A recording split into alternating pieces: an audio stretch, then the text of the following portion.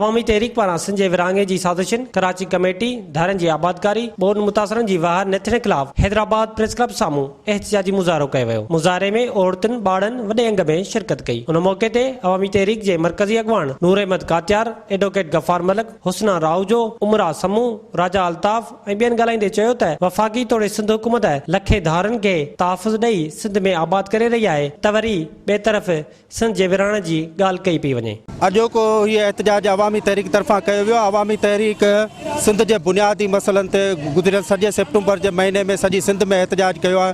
ख़ासि करे कराची कमेटी ऐं सिंध खे विरहाइण वारी जेका साज़िश आहे उन जे ख़िलाफ़ सिंध जे पाणी जे लाइ सिंध जूं ज़मीनूं लखे एकड़ ज़मीनूं जेके कब्ज़े में थी वियूं आहिनि उन्हनि जे ख़िलाफ़ आहे एहतजाज। ऐं ॿोॾ मुतासिरनि लाइ आहे त ॿोॾ मुतासिरनि जी वाहिर कोन पई थिए।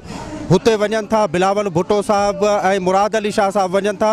उहो तव्हां ॾिसो पिया त उते रुॻो तकरीरूं करे पिया ॿुधाइनि। बाबा तकरीरनि सां ॿोॾ मुतासिरनि जा पेट कोन भरबा। उन्हनि खे तव्हां टेंट ॾियो, उन्हनि खे खाधो ॾियो, उन्हनि खे रहाइश ॾियो। सिंध जी लखे एकड़ ज़मीन नीलाम करे छॾी ऐं कराची कमेटी ठाहे करे ही कराची खे सिंध खां अलॻि करणु चाहिनि था। इहो असां कॾहिं बि क़बूल न कंदासीं। असां जेसि ताईं सिंध जूं न्याणियूं, सिंध जो बचो जेसि ताईं ज़िंदा आहे, असां हिननि खे हिननि जे मंसूबनि में कामयाबु थियण न ॾींदासीं। सिंध में जॾहिं बि ॾुखियो वक़्तु आहे त अवामी तहरीक ऐं सिंजाणी तहरीक उन्हनि नापाक जेके साज़िशूं था कनि उन्हनि खे मुंहुं तोड़ जवाबु ॾिनो आहे।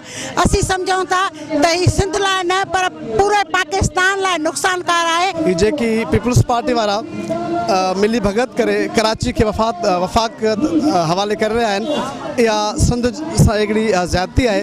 कराची सिंध जो बंदरगाह आहे, सिंध जो गादीअ जो हंधु आहे, उनखे वफ़ाक़ जे हवाले करणु सिंध सां ज़्यादती आहे, सिंधी माण्हुनि सां ज़्यादती आहे। ऐं सिंध जे शहरनि ते हिकिड़ो कब्ज़ो आहे जेको अवामी तहरीक कॾहिं बि क़बूल न कंदी। असांजा हुक्मरान हर रोज़ वफ़ाक़ी हुक्मरान हुजनि, सिंधी हुक्मरान हुजनि, हर रोज़ नओं कूड़ो ड्रामो करे सिंधी माण्हुनि खे अक़लियत में तब्दील कनि था पिया।